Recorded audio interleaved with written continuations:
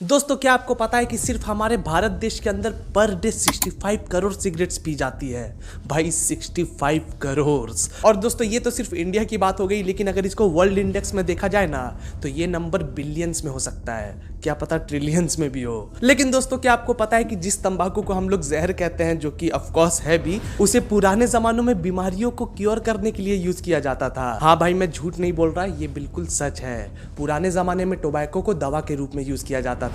दोस्तों पुराने जमाने में नेटिव अमेरिकन लोग दर्द कम करने के लिए, चोट लगने पर और बीमारियों के लक्षण को ठीक करने के लिए तंबाकू की पत्तियों का यूज किया करते थे, क्योंकि उस वक्त के लोगों का ऐसा मानना था कि टोबैको के अंदर प्रेजेंट एल्कोलॉइड्स यानी कि निकोटीन के अंदर कुछ चिकित्सक यानी कि मेडिसिनल गुण भी होते हैं। और ऐसा वो इसलिए मानते थे क्योंकि जब भी वो उसका यूज करते थे तो उनके अंदर का जो दर्द होता था ना वो प्लेजर में बदल जाता था, जो कि आमतौर पर हर स्मोकर के साथ भी होता है। जब वो बहुत ज्यादा खुश होते हैं या फिर बहुत ज्यादा उदास होते हैं तो वो सिगरेट पी लेते हैं, क्योंकि भाई सिगरेट पीने के बाद उनके अंदर का जो दर्द होता है, दिल का दर्द हो या फिर किसी भी तरह का दर्द हो, वो चुटकियों में ऐसे गायब हो जाता है। पता ही नहीं चलता यार कि कौन से दर्द में था मैं।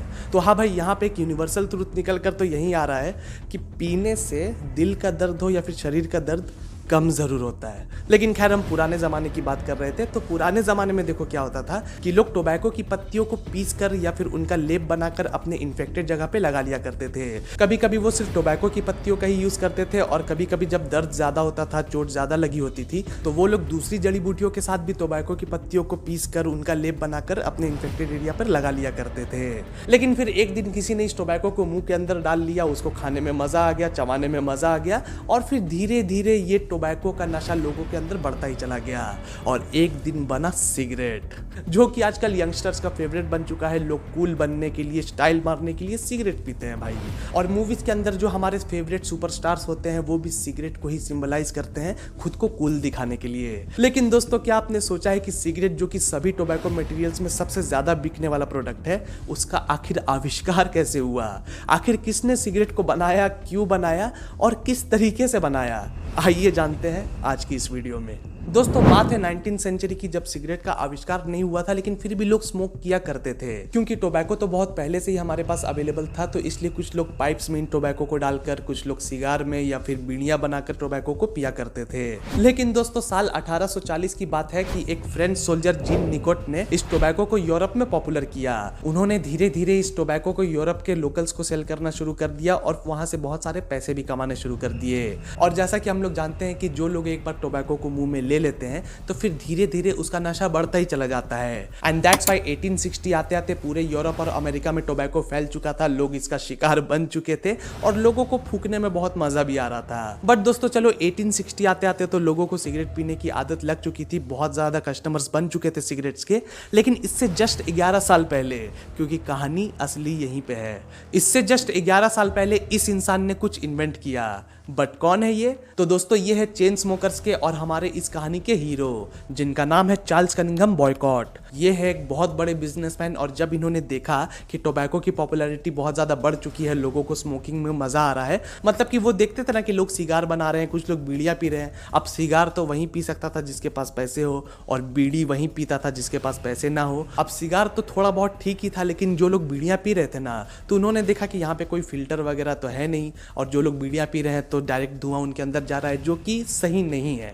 और यहीं से उन्हें एक आइडिया है कि क्यों ना कुछ ऐसा मटेरियल बनाया जाए जिससे लोग अच्छे से स्मोक कर पाए, वो भी आराम से, जिसमें थोड़ा बहुत टेस्ट भी आए और मज़ा भी आए। और अपने इसी आइडिया पे उन्होंने वर्क करना शुरू कर दिया, और 1849 के अंदर ही उन्होंने सिगरेट रोलिंग मशीन का पेटेंट लिया, जो कि पहला सिगरेट रोलिंग मशीन था। इस सिगरेट रोलिंग मशीन के अंदर सारा काम ऑटोमेटिक होता था, बस उनको एक कागज चाहिए था, जो कि एक अलग तरह का कागज था, जो कि पूरा अच्छे से ना जले, जिसको जलाया जाए लेकिन वो एक बार में जल के खत्म ना हो, वो टोबैको के साथ ही धीरे धीरे खत्म हो। और इस रोल्ड पेपर के ऊपर उन्होंने एक फिल्टर लगाया। अगर आपको फिल्टर नहीं पता तो ये जो सिगरेट के ऊपर गोल्डन कलर का है ना, इसे फिल्टर कहा जाता है। अब इस फिल्टर का यूज इसलिए किया जाता है ताकि एक्सेसिव धुआं हमारे मुंह के अंदर ना आए, क्योंकि दोस्तों आप लोग याद करो, बचपन में जब हम लोग वो कागज वाली सिगरेट पिया करते थे तो उसके अंदर तो कोई फिल्टर होता नहीं था, जिसके कारण ही जब हम लोग कागज वाली सिगरेट को ऐसे स्मोक करते हैं तो उसका पूरा धुआं एक बार में ही हमारे अंदर चला जाता है, जो कि हार्मफुल है। हाँ भाई कागज वाली सिगरेट भी अगर पी रहे हो ना तो वो असली सिगरेट से ज्यादा हार्मफुल है है आपके लिए। और जैसा कि इस फिल्टर का नाम है, ये फिल्टर करने का ही काम करता है। होता ये है कि अगर इस फिल्टर को ना लगाया जाए तो सिगरेट के अंदर जो टोबैको है वो भी हमारे मुंह के अंदर आ जाएगा अगर हम लोग स्मोक करने की कोशिश करें तो। लेकिन सिगरेट के अंदर इस फिल्टर के लगने के बाद वो जो टोबैको है वो अंदर ही रहेगा, सिर्फ धुआं आपके मुंह में आएगा, जिससे मजा मिलेगा भाई, मजा। तो खैर दोस्तों, अब पॉइंट पे आते हैं। तो अब जब ये रोलिंग मशीन बन गई और सिगरेट्स बनना शुरू हुए, तो अब क्योंकि ये पूरा ऑटोमेटिक प्रोसेस था तो बहुत ही लार्ज स्केल में सिगरेट्स बनना शुरू हो गए। बट दोस्तों फिर भी वो कम ही पड़े, क्योंकि कंज्यूमर्स भी सिगरेट्स के बहुत ज्यादा बढ़ रहे थे। हर दिन हजारों की संख्या में लोग सिगरेट पीना शुरू कर रहे थे और लोगों को मजा आ रहा था। एंड दोस्तों 1860 आते आते ये सिगरेट्स इतने ज्यादा मशहूर हो गए कि अमेरिकन सिविल वॉर के दौरान जो सोल्जर्स थे उनको राशन के साथ साथ सिगरेट्स और टोबैको भी दिए जाते थे। मतलब कि भाई अगर खाना मिल रहा है तो साथ में सिगरेट और टोबैको भी उनको दिया जाएगा, क्योंकि बेसिक नीड बन चुकी थी लोगों की ये। एंड फिर 1870s और 1880s आते आते तो भाई लोग पागल हो चुके थे सिगरेट के पीछे। सिगरेट्स की पॉपुलैरिटी पूरी दुनिया में बढ़ने लग गई थी और इसी पॉपुलैरिटी को देखते हुए नॉर्थ कैरोलिना के जेम्स बॉन्जैक, जिनके फादर खुद टोबैको की फार्मिंग किया करते थे, उनको यहाँ पर एक बहुत बड़ा बिजनेस नजर आ गया।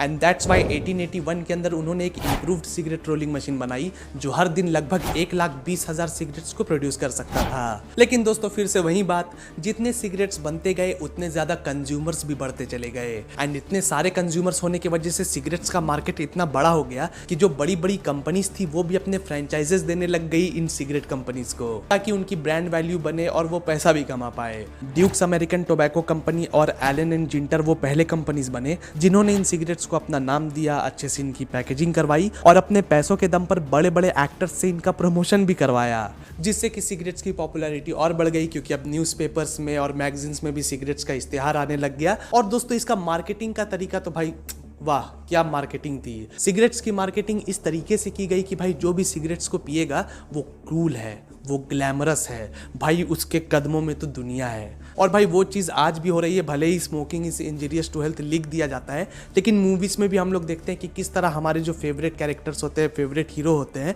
वो भाई गब्बर सिंह की तरह खैनी नहीं खाते, वो सिगरेट पीते हैं क्योंकि इट मेक्स देम कूल। लेकिन खैर आज के ज़माने की छोड़ो, 19th सेंचुरी की ही बात करते हैं। तो भाई इस तरीके के एडवर्टीजमेंट्स की वजह से सिगरेट्स के कंज्यूमर्स और भी ज़्यादा बढ़ने लग गए। और फिर जब 20th सेंचुरी की शुरुआत हुई तो भाई फिर तो बच्चा बच्चा सिगरेट पीने लग गया। लेकिन फिर मिड 20th सेंचुरी के अंदर जब हमारी मेडिकल फैसिलिटीज़ थोड़ी सी इंप्रूव हुई, तब बड़े बड़े डॉक्टर्स और साइंटिस्ट ने कहा कि ये जो सिगरेट्स हैं वो हमारे हेल्थ के लिए अच्छे बिल्कुल भी नहीं है।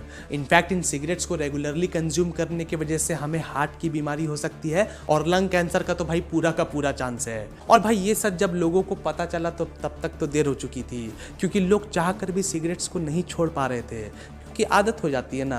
अब देखो तुम्हारी आदत छूटे या ना छूटे उससे गवर्नमेंट का कोई लेना देना नहीं है। गवर्नमेंट ने कानून लगा दिया कि सिगरेट में या फिर कोई भी टोबैको मटेरियल के अंदर लिख दिया जाए कि ये इससे कैंसर होगा, इससे तुम्हारी फट सकती है, इससे तुम ऊपर जा सकते हो, ये सब लिख दो। और इसके बाद भी अगर कोई इसको खा रहा है, कोई स्मोक कर रहा है, तो भाई उसकी मर्जी।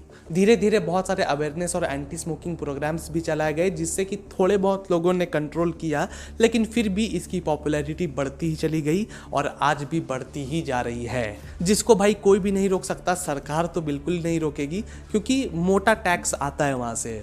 और दूसरी बात, जब उसमें वार्निंग लिख दिया गया है, हर सिगरेट के डब्बे में आप देख सकते हो कि वार्निंग, इससे तुम मर जाओगे, वो कटा हुआ गला, सब कुछ दिखा देगा। मुकेश की कहानी तो हम लोग हर थिएटर हॉल में देखते ही हैं, लेकिन फिर भी ये सिगरेट की तलब खत्म नहीं होती हमारी नहीं, जो लोग पीते हैं। और दोस्तों अब इस वीडियो को एंड करने से पहले एक मजेदार बात बताऊं मैं आप लोगों को। 2022 में सिर्फ सिगरेट्स का ग्लोबल मार्केट शेयर 81.6% का था। भाई कैन यू इमेजिन, बाकी सारे 18-19% में है और 81% तो यही सिगरेट अकेले लेके जा रहा है। फिर बात करें इन्हीं सिगरेट्स के ग्लोबल मार्केट साइज की, तो वर्ल्ड वाइड इन सिगरेट्स का ग्लोबल मार्केट साइज है $1077.9 बिलियन। और ऐसा अनुमान लगाया जा रहा है कि 2028 आते आते यही मार्केट साइज $1328 बिलियन तक भी जा सकता है। भाई कल से मैं सिगरेट की दुकान खोल रहा हूँ, आकर खरीद लेना जिनको जिनको पीनी है। तो खैर यार, अब बस आज के लिए इतना ही। ये थी वो पूरी कहानी कि किस तरीके से सिगरेट का आविष्कार हुआ। आई होप आपको ये स्टोरी पसंद आई होगी। अगर पसंद आई हो तो जाने से पहले इस वीडियो को लाइक और चैनल को सब्सक्राइब भी जरूर कर देना, और अपने दोस्तों से शेयर भी कर सकते हो जिनको स्मोक करना पसंद है। I hope they will like it too. तो चलो अब मिलते हैं अगली वीडियो में, तब तक के लिए गुड बाय, टेक केयर।